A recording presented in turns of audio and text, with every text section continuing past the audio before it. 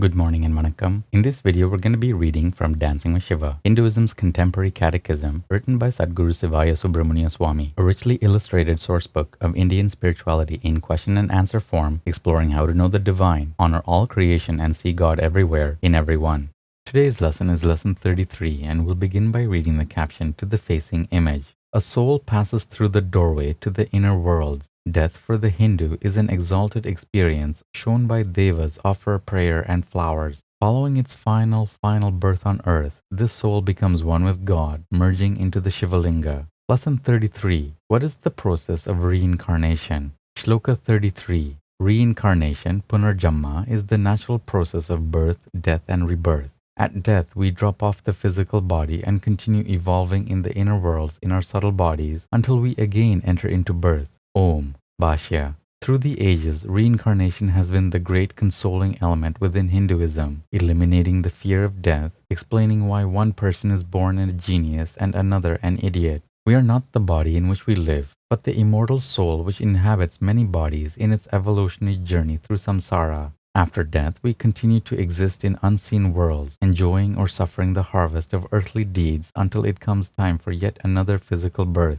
Because certain karmas can be resolved only in the physical world, we must enter another physical body to continue our evolution. After soaring into the causal plane, we enter a new womb. Subsequently, the old Manomaya kosha is slowly sloughed off and a new one created. The actions set in motion in previous lives form the tendencies and conditions of the next. Reincarnation ceases when karma is resolved, God is realized, and moksha attained. The Vedas say, after death, the soul goes to the next world bearing in mind the subtle impressions of its deeds, and after reaping their harvest, returns again to this world of action. Thus he who has desires continues subject to rebirth. Om Namah Shivaya. Good morning and vanakkam. In this video, we're going to be reading from Living with Shiva, Hinduism's contemporary culture, written by Sadhguru Sivaya Subramania Swami. 365 daily lessons based on ancient Vedic laws, disclosing how to approach family, money, relationships, technology, food, worship, yoga, and karma to live a truly spiritual life. Today's lesson is lesson 188, and the topic is In Defense of Battering. There is an old saying in Tamil that is often recited before or after slapping or beating a child. Adium uthaium, uthavu pol, annan, thambi, uthava, maddar. It means, even the help of one's younger and older brothers cannot compare to the benefit of being kicked and beaten. It seems this proverb, printed in certain school books, is taught to students. This makes me ask the Hindu community worldwide, what fearful expectations are we nurturing in young minds by repeating such a cruel, stupid edict? Study until midnight to avoid a plastic rod across the back? Obey the teacher or get hit with a strap or cane, then slapped in the face at home for getting beaten in school? Are there more shlokas promoting himsa, violence in the home, more guidelines for corporal punishment? Is it our intention to pass this despicable attitude from generation to generation?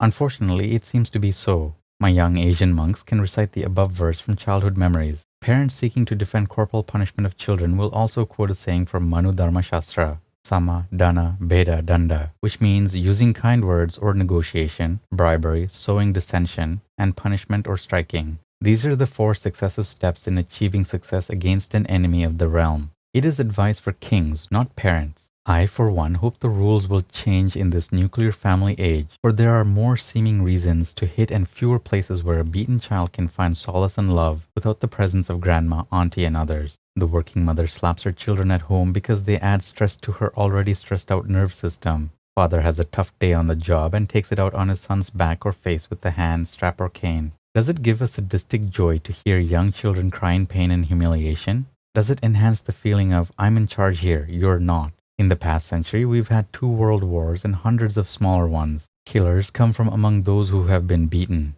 The slap and pinch, the sting of the paddle, the lash of the strap, the blows of a cane must manifest through those who receive them into the lives of others. But there is a price to pay. The abuser one day becomes the abused. This is a law of life seen manifesting every day. It is called karma. Action gives an equal or more intense reaction, depending on the intent and the emotion behind it. Corporal punishment is arguably a prelude to gangs on the streets, those who will riot on call, and others who suffer in silence and hide behind a desk or in a routine profession, fearing reprimand and punishment, never talking back or offering an opinion. Sutra 188 of the Nandinada Sutras. Good eating habits. Shiva's devotees adhere to the Ayurvedic principles of eating at regular times, only when hungry, always seated, at a moderate pace, never between meals, in a disturbed atmosphere, or when angry or emotionally upset. Om. Good morning and vanakkam. In this video, we'll be reading from Merging with Shiva, Hinduism's contemporary metaphysics, written by Sadhguru Siva Subramania Swami. 365 enlightenment lessons from a mystical master, revealing the depths of Raja Yoga, the clear white light, the states of mind, and the ultimate spiritual destiny of every seeker.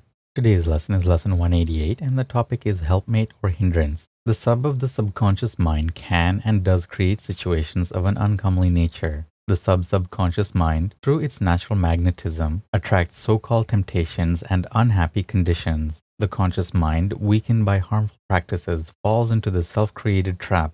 There, the ego seemingly suffers between the subconscious thoughts that created the sub, the ego's conscious expressions, and its sub-superconscious knowing. Guilt is one of the results of this state, also pride and anguish. These are a few of the qualities resulting from the subconscious state of mind. When the sub is controlled through a deep understanding of its inner workings, the ego or consciousness is free from being bound in identifying itself with the mind, body, and emotions. The ego or consciousness can then progress toward the dynamic realization of your real self, beyond the mind that is under your control. Otherwise, the ego is caught in the cross-section between the conscious mind and its sub-superconscious knowing, resulting in superstition, ideology, fanaticism, and an argumentative nature.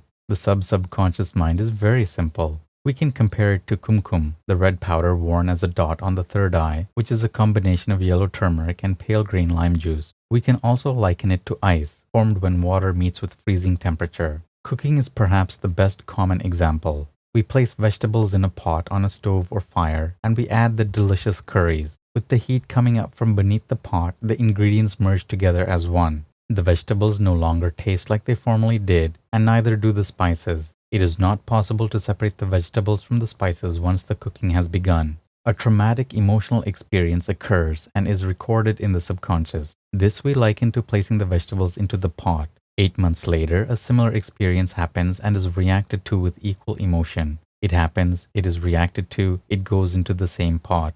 The vegetables have joined the spices. A subconscious remembrance of the previous experience comes up and is accompanied by a heat of emotion. This is the heat that welds the two impressions together, just as fire cooks the curried vegetables. The two experiences have now become one, inseparably blended together in the subconscious, making a third impression or vasana totally different from the two impressions that manufactured it. It is unique and complete within itself, driven forward by an emotional force even greater than its two component experiences. It is this subliminal power that makes the subconscious mind an overwhelming hindrance or a tremendous helpmate when used properly. When existing in negative ignorance, it is a deterrent on the path to enlightenment. The solution to eliminating the power of emotion that compels these blended karmas forward is simple. We only have to understand the ingredients, the vegetables and the spices, and resolve each one separately. Once cognized, even the most complex patterns can be resolved or unraveled through writing down one's inmost feelings and burning the paper in an ordinary fire. This is called the Vasana Daha Tantra.